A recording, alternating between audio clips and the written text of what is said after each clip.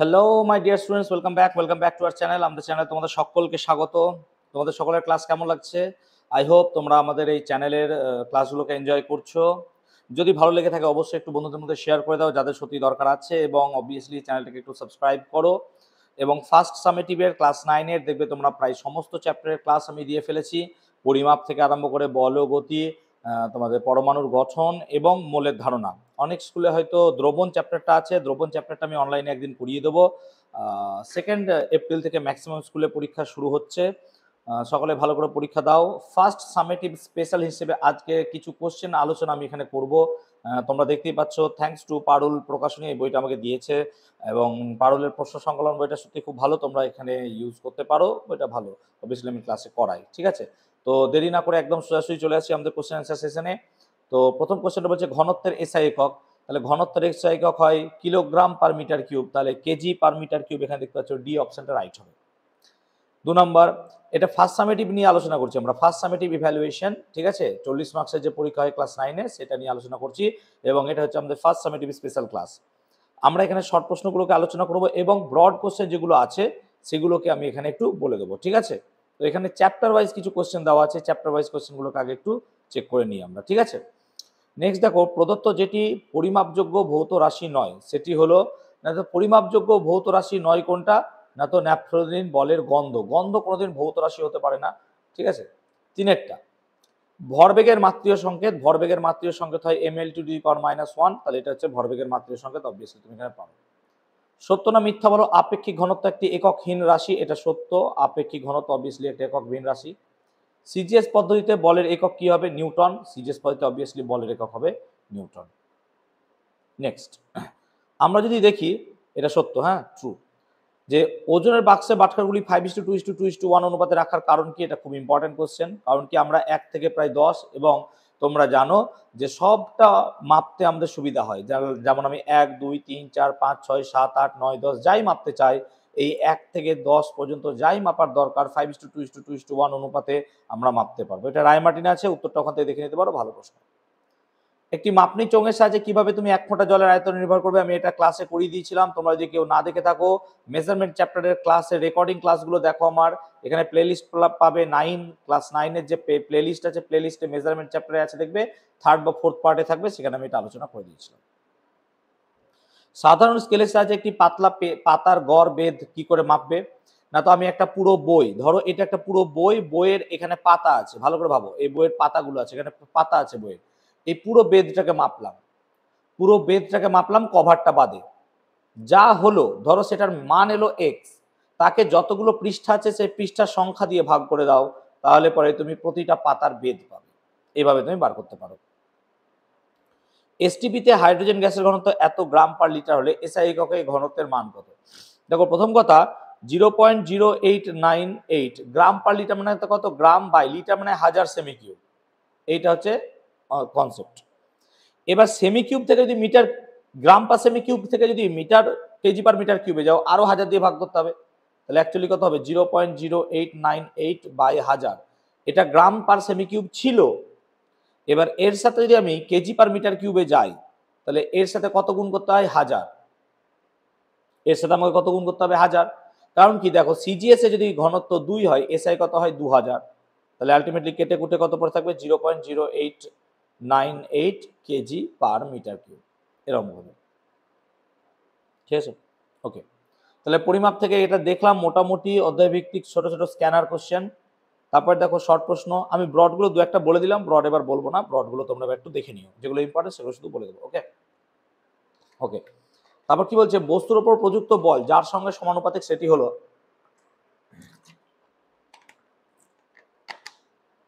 ভরবেগের পরিবর্তনের হার। 2 নম্বর, নিউটনের তৃতীয় গতিসূত্র অনুযায়ী ক্রিয়া বলের মান প্রতিক্রিয়া বলের মানের চেয়ে বেশি, সমান ও বিপরীতমুখী, তাহলে এটা হবে বি এরটা। একটি বস্তু আর সেমি ব্যাসার্ধে বৃত্তাকার পথের অর্ধেক অতিক্রম করলো, তার সরণ হবে আর সেমি, মিথ্যা, 2r হবে সরণ, ঠিক আছে? কোন গতিশীল বস্তুর বিরুদ্ধে বল প্রয়োগ করলে তার গতিবেগ বৃদ্ধি পায়, মিথ্যা, অবভিয়াসলি মিথ্যা। ক্রিয়া বল ও প্রতিক্রিয়া বল একই বস্তুতে কাজ করে না, সত্য, অবভিয়াসলি, সেই জন্য তো সাম্য প্রতিষ্ঠা করতে পারে না। তারপর দেখো, বায়ুশূন্য স্থানে এরোপ্লেন উঠতে পারে না কেন, খুব ইম্পর্টেন্ট, এটা ভালো করে পড়বে। আচ্ছা, বল কাকে বলে ব্যাখ্যা করাটা লাগবে না, বল কাকে বলে সংজ্ঞাটা পড়লেই হবে এখান থেকে, বল কাকে বলে। নিউটনের দ্বিতীয় গতিসূত্রটা বিবৃত করে এবং কিভাবে বল পরিমাপ করা যায়, এটা হচ্ছে এফ সমান এম এর যে প্রমাণটা, সেই প্রমাণটা করতে হবে, এটা ইম্পর্টেন্ট। ভরবেগ বলতে কি বোঝায়, খুব ইম্পর্টেন্ট। বস্তুর ভরবেগের পরিবর্তনের সঙ্গে বলের সম্পর্ক কি, সমানুপাতিক। কোনো বইকে হাতের ক্রিয়া ঠেললে সেটিও সমান প্রতিক্রিয়া দেয়, তাহলে বইটি সরে যায় কেন, কারণ ক্রিয়া প্রতিক্রিয়া কখনো সাম্য প্রতিষ্ঠা করতে পারে না, ক্রিয়া প্রতিক্রিয়া কখনো সাম্য প্রতিষ্ঠা করতে পারে না।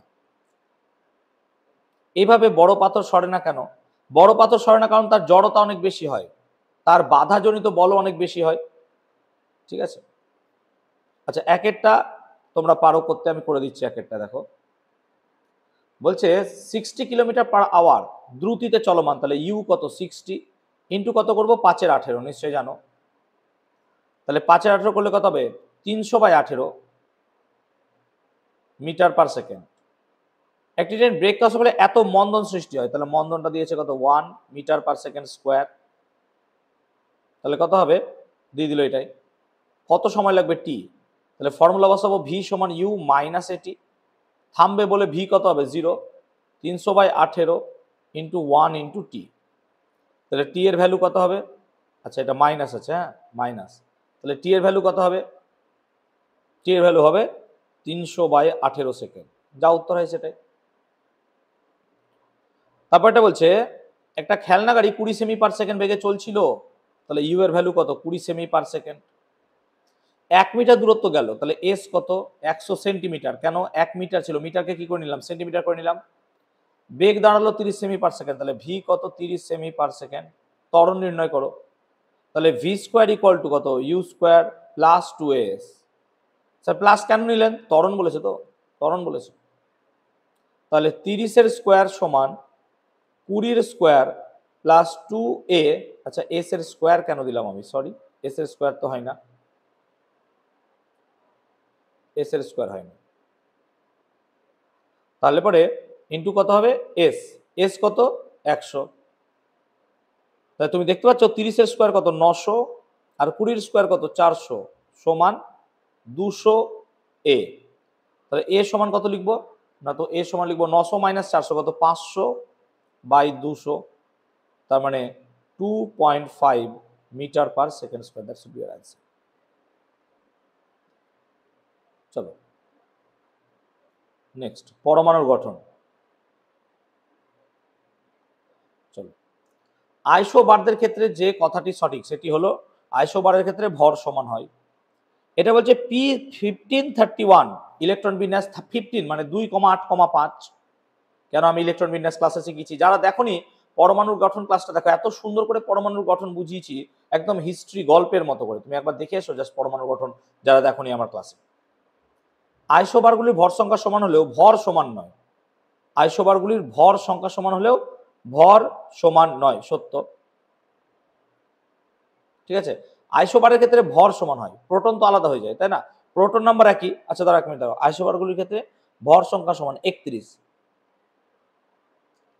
আচ্ছা আমি একটা উদাহরণ নিয়ে নিচ্ছি, দাঁড়াও। 15P31 আর 31s16। এবার দেখো এখানে প্রোটন আছে কটা ভাই, 15টা, নিউট্রন আছে কটা, 16টা। এখানে দেখো সালফারের ক্ষেত্রে প্রোটন আছে কটা, 16টা, নিউট্রন আছে কটা, 15টা। তাহলে ভর তো অবভিয়াসলি আলাদা হবে না, প্রোটন নিউট্রনের ভর তো আলাদা, তাই এটা কি সত্য। ভালো কোশ্চেন, দেখে নাও। রাদারফোর্ডের পরীক্ষায় ধনাত্মক আধানের তীব্র বিকর্ষণে আলফা কণা ফিরে আসে, নিউক্লিয়াসের সঙ্গে সংঘর্ষ ঘটে না। রাদারফোর্ডের পরীক্ষায় ধনাত্মক আধানের তীব্র বিকর্ষণে, হ্যাঁ এটা সত্য, বিকর্ষণ হয়নি, সত্য। এবার ব্রড কোশ্চেন কোনটা কোনটা ইম্পর্টেন্ট, একের দাগেরটা ইম্পর্টেন্ট অতটা নয়, এখান থেকে বরং রাদারফোর্ডের তত্ত্বটা ইম্পর্টেন্ট, রাদারফোর্ডের পরীক্ষাটা ইম্পর্টেন্ট। আলফা কণা বিচ্ছুরণ, বিচ্ছুরণ নয়, বিক্ষেপণ হয়। আলফা কণা বিক্ষেপণ পরীক্ষার ফলাফল থেকে রাদারফোর্ড পরমাণু, এটা ইম্পর্টেন্ট। একটি মৌলের পরমাণুতে প্রোটন ও ইলেকট্রন সংখ্যা মোট সংখ্যা 184 এবং ভর সংখ্যা 200, কটি নিউট্রন আছে, তাহলে এটা পারবো বার করতে, তাহলে এটা করে দিচ্ছি। তাহলে ভর সংখ্যা 235, ইলেকট্রন আর মোট নিউট্রন সংখ্যা হচ্ছে 184, তাহলে ভালো করে ভাবো। তাহলে ইলেকট্রন প্লাস প্রোটন যদি 184 হয়, তাহলে ইলেকট্রন আর প্রোটন সংখ্যা তো পরমাণুতে সমান হয়, তার মানে প্রোটন সংখ্যা কত হচ্ছে 82, 82 তো নয় 72, 72, তাই না? দেখো 72 2 184, তাহলে ইলেকট্রন সংখ্যাও কত 72, তাহলে নিউট্রন কত আছে 235 থেকে 72 বাদ দিতে হবে 163 কেন?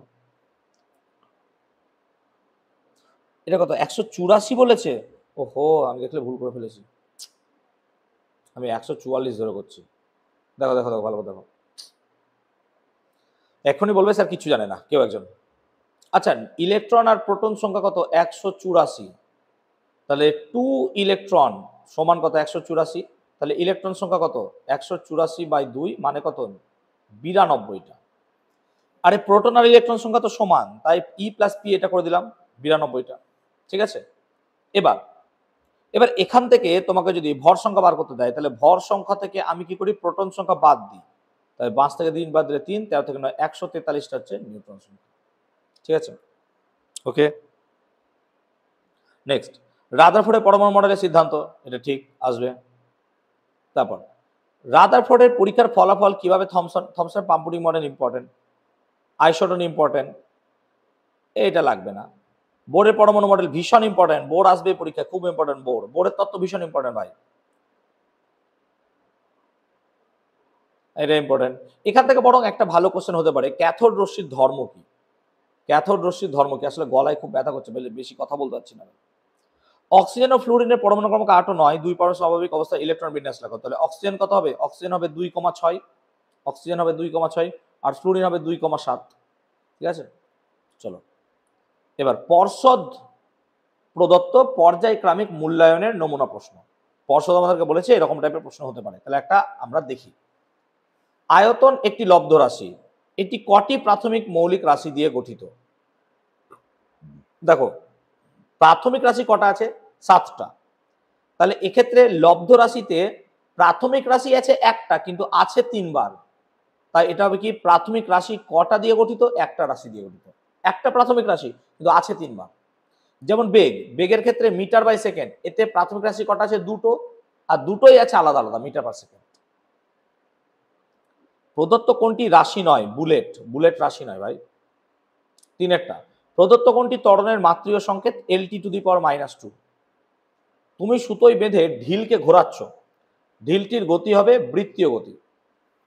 5এরটা পরস্পর সমান্তরালে একই দিকে একই বেগে ধাবমান এমন দুটি ট্রেনের যাত্রী একে অপরকে দেখবে স্থির অবস্থায়। নিউট্রন বিহীন মৌলটি হলো সাধারণ হাইড্রোজেন, যাকে প্রোটিয়ামও বলা হয়। নিচের কোনটি স্বতঃস্ফূর্তভাবে ইউরেনিয়ামের মতো ভারী মৌলের কেন্দ্র থেকে নির্গত হয় এবং ধনাত্মক আধানগ্রস্ত? আলফা। ক্লাসে খুব ভালো করে বুঝিয়েছি এগুলো। এই দুটো দেখো 33, 34, 77, 78 মধ্যে সম্পর্কটি হলো, দেখো এখানে নিউট্রন সংখ্যা কত? নিউট্রন সংখ্যা হচ্ছে কত? 44টা। এখানেও নিউট্রন সংখ্যা কত? 44টা। তাহলে এর হবে পরস্পরের আইসোটোন। চলো আলোকবর্ষ একক ব্যবহার করে ড্যাশকে প্রকাশ করা হয়? দূরত্বকে, এটা হবে দূরত্ব। একটি মাত্রাবিহীন ভৌত রাশির নাম? কোণ, তারপর বিকৃতি ইত্যাদি, কোণ, বিকৃতি ইত্যাদি। ভি আয়তন বিশিষ্ট একটি নিরেট বলের উপাদান ঘনত্ব ডি হলে তার ভর হবে ভিডি। সমবেগে ধাবমান এমন একটি বস্তুর চলার পথটি কেমন হবে? সরল রৈখিক, সরল রৈখিক হবে, সোজা পথে যাবে। প্রদত্ত সরণ সময় লেখচিত্রের ওপি লেখচিত্রটি বস্তুটির বেগ সম্পর্কে কি ধারণা দিতে পারো? সমবেগ। কেন সমবেগ? একই সময়ে একই সরণ যাচ্ছে, একই সময় একই সরণ যাচ্ছে। লেখচিত্রে একটা ডেডিকেটেড ক্লাস আমি করেছিলাম তোমাদের লেখচিত্র সম্বন্ধে, ডেডিকেটেড ক্লাস, তুমি সেই ক্লাসটা দেখো। তাও যদি কোনো সমস্যা হয় না এখানে এসে বলো, এখানে কমেন্টে বলো স্যার কিছু বুঝলাম না। কোন চলমান বস্তু কণার ভর ও তার উপর ক্রিয়াশীল বল উভয়কেই অর্ধেক করা হলো, বস্তুটি ত্বরণের কিরূপ পরিবর্তন হবে? কোন চলমান বস্তু কণার ভরকে অর্ধেক করা হলো, তাই দেখো এফ সমান তো এম এ, তাহলে এ সমান কত হয়? F/m। প্রথমে A1 ছিল F/m, পরে দেখো A2 মানে কত? এগেইন F'/m', আলাদা হয়ে গেছে। F' কত? অর্ধেক করেছি, তাহলে F/2। আর ভরকেও কি করেছি? অর্ধেক করেছি, m/2। তার মানে অ্যাকচুয়ালি আমরা যদি এটাকে ঠিকঠাক করে হিসাব করি তাহলে F/2 আসবে, আর m/2 উল্টে যাবে, তাহলে বুঝতে পারছো 2/m হবে। তাহলে এম এম কেটে সরি 2 কেটে গেলে পড়ে থাকছে এফ বাই এম মানে এ। অর্থাৎ ত্বরণটা একই থাকবে, কোনো পরিবর্তন হচ্ছে না, 2 কেটে যাচ্ছে দেখতে পাচ্ছ, তাহলে একই থাকবে, কোনো পরিবর্তন হবে না। খুব ভালো কোশ্চেন, খুব ভালো কোশ্চেনটা। একটি বস্তুকণা বৃত্তাকার পথে সমান সময়ে সমান দূরত্ব অতিক্রম করছে। বস্তু কি রকম গতি চলছে? বস্তুকণা বৃত্তাকার পথে সমান সময় সমান দূরত্ব, তাহলে এটা হবে অবভিয়াসলি আমাদের সমদ্রুতি। এটা হবে সমদ্রুতি, এটা হবে সমদ্রুতি। নেক্সট চলো গ্রুপ সি দেখি। গ্রুপ সি বলছে পরমাণু নিউক্লিয়াসের মধ্যে ক্রিয়াশীল নিউক্লিয় বলের একটি বৈশিষ্ট্য লেখো। এটি মানে খুব শক্তিশালী বল, এটি স্বল্প পাল্লার বল, এরকম অনেক রকম আছে, দেখবে আমি ক্লাসে বা আমার নোটসে আছে আমি পড়িয়েছি। আইসোবারের ভর সংখ্যা সমান হলে ভর সমান হয়, মিথ্যা। পারমাণবিক হাইড্রোজেনের বর্ণালী বিচ্ছিন্ন প্রকৃতির। বিচ্ছিন্ন মানে এখানে যদি ডিসক্রিট বোঝাচ্ছে তাহলে এটা সত্য। ডিসক্রিট মানে আলাদা আলাদা, কাটা কাটা কাটা। চলো এক একটা দেখি।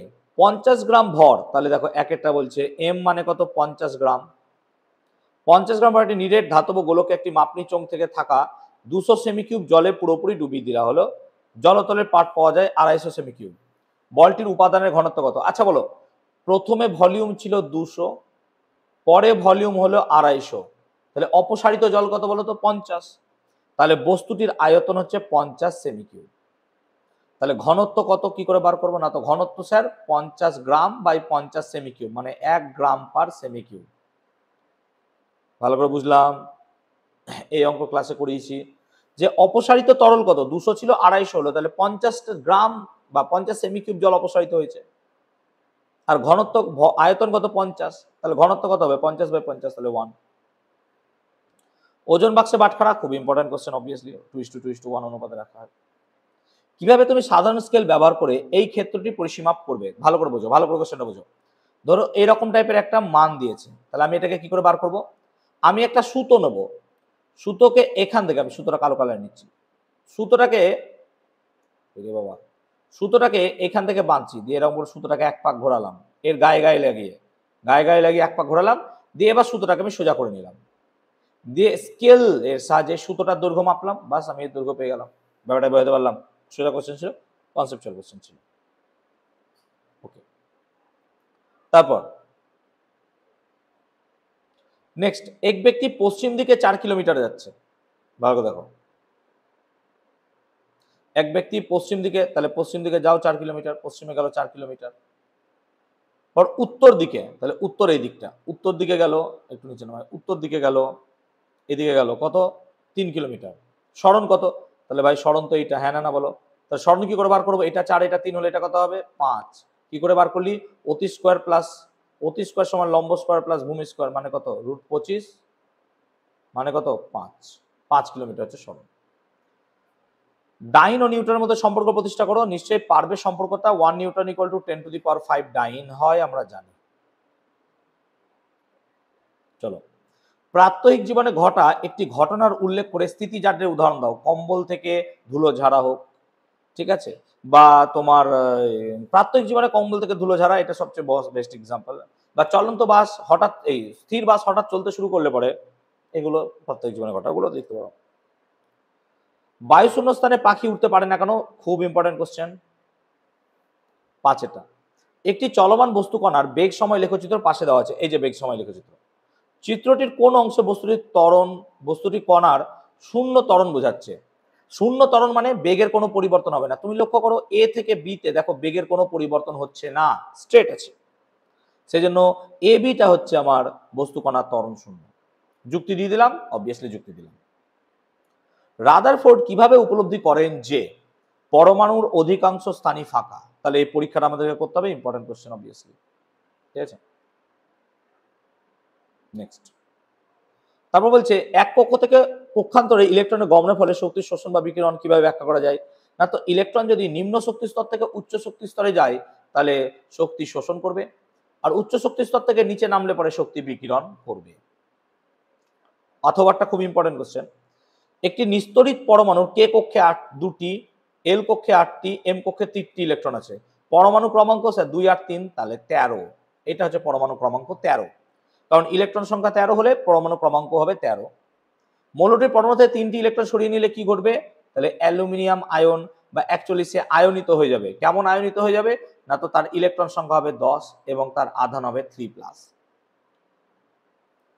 কোন মৌলের একটি পরমাণুতে ইলেকট্রনের প্রোটনের মোট সংখ্যা 22 ও ভর সংখ্যা 23 হলে পরমাণুটির ইলেকট্রন সংখ্যা কত? এই কোশ্চেনটা আমি প্রায় দেখছি, সো ইম্পর্টেন্ট কোশ্চেন। তাহলে একইভাবে করালাম নাকি?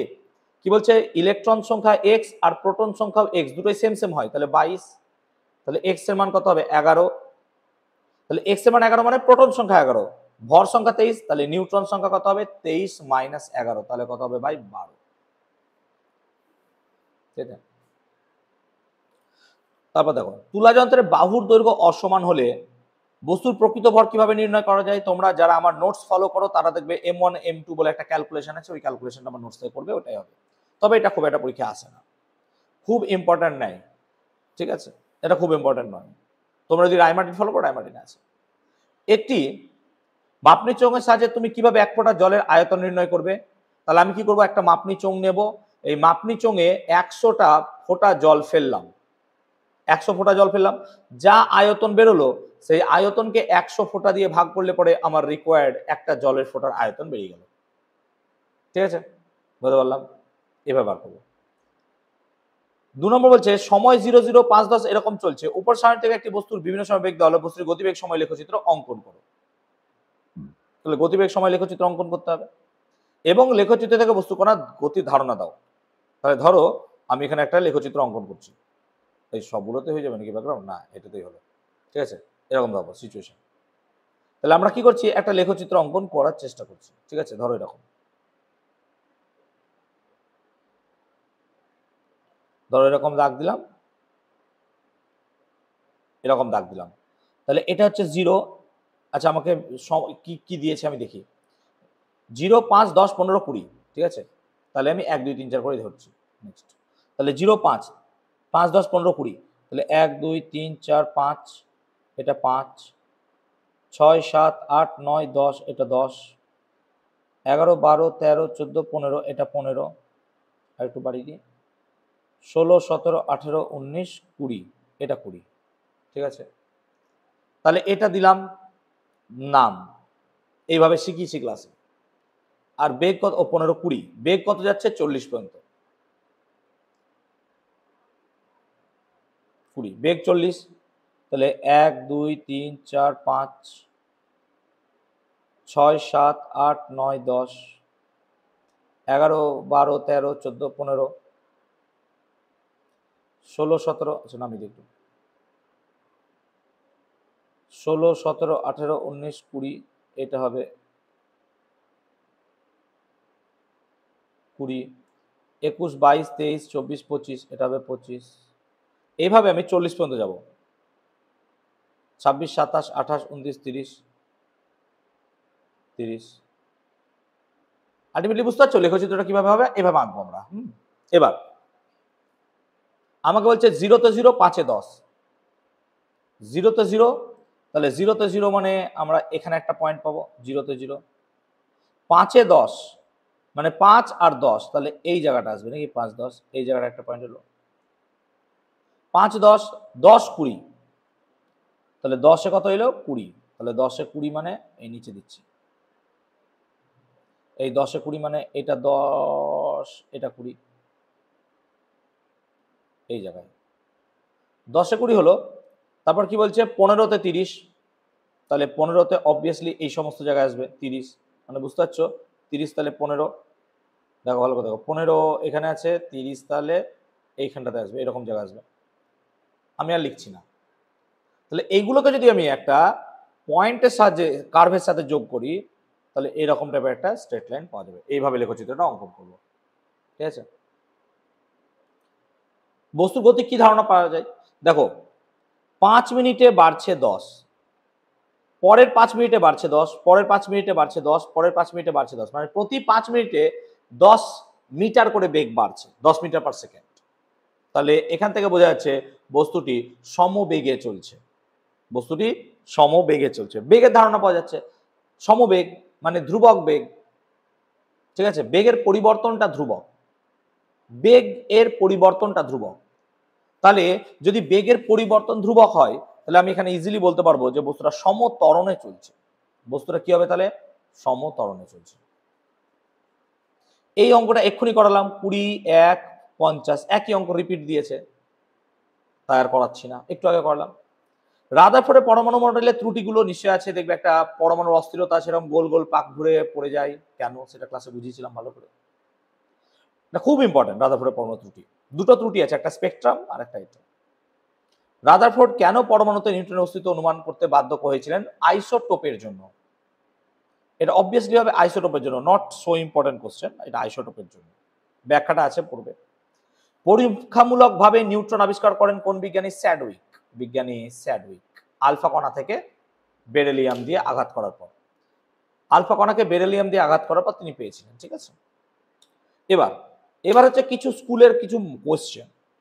এই কোশ্চেনগুলো আমরা আজকে আলোচনা করছি না।